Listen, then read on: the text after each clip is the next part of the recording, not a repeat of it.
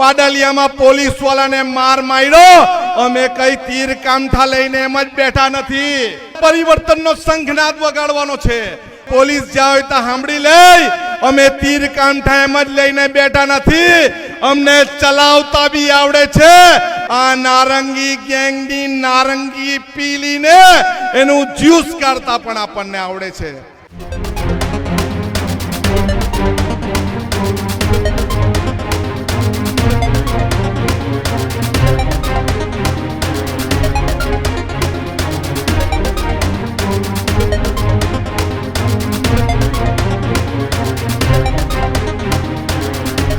સમાચારોમાં આગળ વાત કરીએ. દાહોદની અંદર કોંગ્રેસની જન આક્રોશ યાત્રાના સમાપન દરમિયાન કોંગ્રેસના ધારાસભ્ય અનંત પટેલે ભાજપ પર વર્ષ્યા હતા. કોંગ્રેસના ધારાસભ્યએ અનંત પટેલે ભાજપ પર આકરા પ્રહાર કરતા અને સાથે જ પોલીસને લઈને એક મોટું નિવેદન આપ્યું છે. આ ભાજપવાળાને આપણા ઘરમાં આવવા દેતા નહીં, આ પ્રકારનું નિવેદન અનંત પટેલે દાહોદથી આપ્યું છે. અને દાહોદની એ જન આક્રોશ યાત્રાના સમાપન સભાની અંદર પાડલિયામાં પોલીસે માર માર્યો હોવાની વાત અનંત પટેલે કરી છે. અમને તીર કામઠા ચલાવતા પણ આવડે છે, માથા ફોડતા અને દંડા મારતા પણ અમને આવડે છે, આવું નિવેદન અનંત પટેલે આપ્યું છે.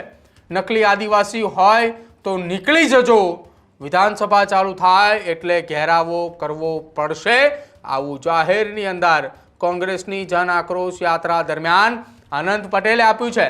અનંત પટેલના નિવેદનને લઈને ફરી એકવાર ચર્ચાઓ શરૂ થઈ છે કે શું હવે આવનારા સમયની અંદર કોંગ્રેસના નેતાઓએ આદિવાસી સમાજને લઈને વિધાનસભાના બજેટ સત્ર દરમિયાન એ હવે મેદાને ઉતરશે અને વિધાનસભાનો ઘેરાવો કરશે.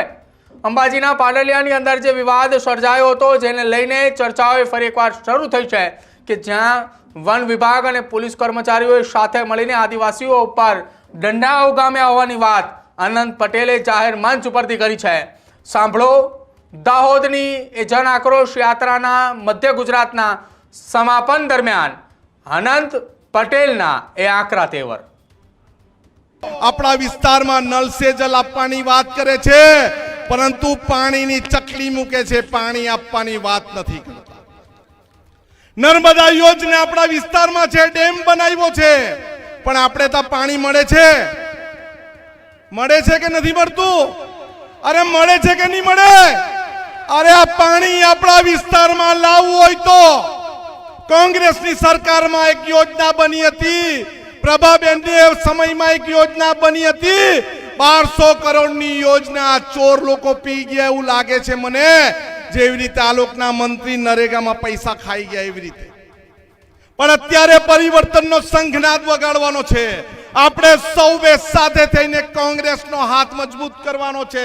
આપણે લડાઈ લડવાની છે અને લડાઈ લડીને જીતવાનું પણ છે.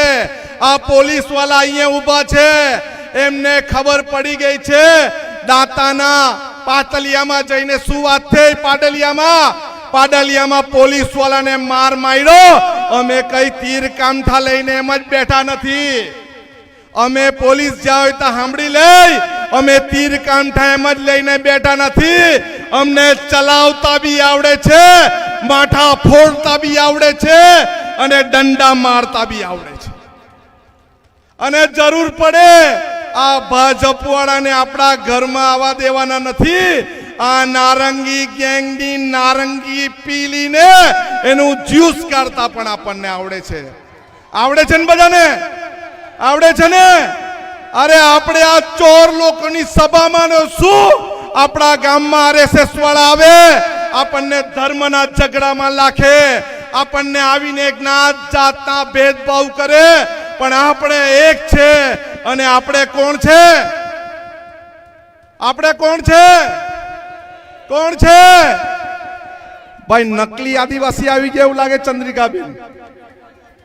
આપણે કોણ છે? આદિવાસી. ભાઈ નકલી આદિવાસી હોય તો નીકળી જજો. આપણે કોણ? આદિવાસી.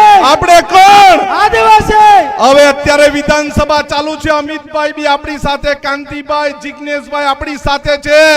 ખોટા આદિવાસીના ઘર ભેગા કરવા માટે, આદિવાસીના ખોટા પ્રમાણ પર અધિકારી બની ગયા હોય એને ઘર ભેગા કરવા માટે ચાલો ગાંધીનગર કરવું પડશે ને કરવું પડશે ને તો આપણે દરેકે વિધાનસભા ચાલુ થાય એટલે ગાંધીનગરનો ઘેરાવો કરવો પડશે ને